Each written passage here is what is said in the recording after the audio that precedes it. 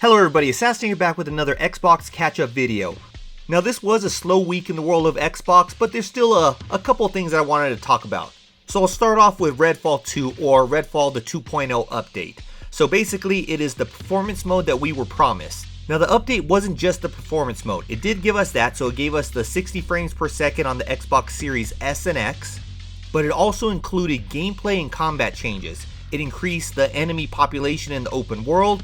They've included stealth takedowns and new controller settings. And there's a lot more that they've included. I have some images on screen right now so you kind of glance over those, but I think I outlined the main things. Now with this patch, will you be returning or trying it out for your first time? Let me know in the comments below.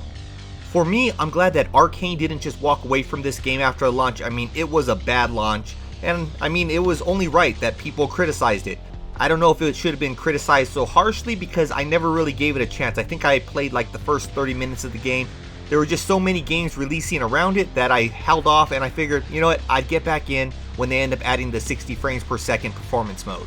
Well, I got that mode, so I think I will end up jumping into this after I finish off Assassin's Creed Mirage. I don't think there's any other games that I'm going to be playing probably the rest of the year that are brand new. I'm going to start working on games for my back catalog.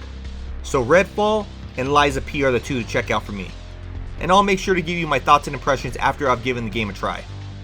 Now next up, Playground Games got an award. So they're the ones who are working on Fable, they're the ones who have been working on the Forza Horizon series, an amazing series. I love Forza Horizon.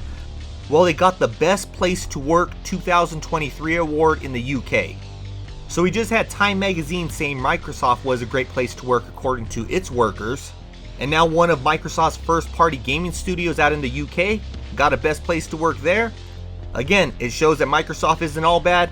I mean, they're all about their money, but that's what every corporation is. But at least they treat their employees good.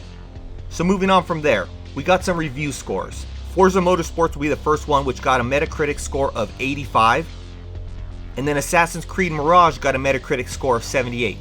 Both of those are games that I'm currently checking out, and I feel both of those should have scored a lot higher. But again, these scores are opinions, so if these games interest you, form your own opinion on them. So next up, Diablo 4's next season was announced. It's going to be the Season of Blood, so basically vampires. It's releasing on October 17th.